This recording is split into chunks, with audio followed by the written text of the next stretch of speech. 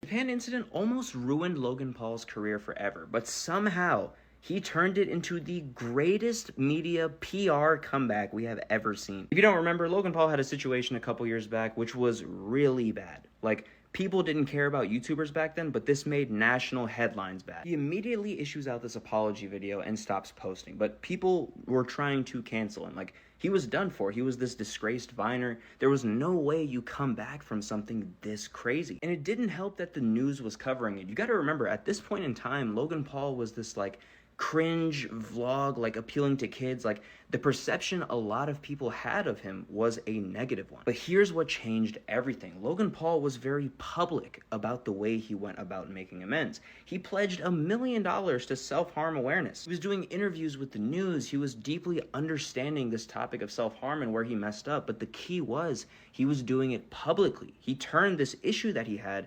into content. And I'm not saying that's a bad thing or it's disingenuous, it's just what happened. He was able to take his own personal growth journey and make that a part of the discussion of, should we cancel Logan Paul? Is Logan Paul a good person? Is he a bad person? Regardless of how you felt, you were going to watch. That's why he did this Casey Neistat interview. And the Impulsive podcast started around the same time as all of this, and I don't think that's a coincidence.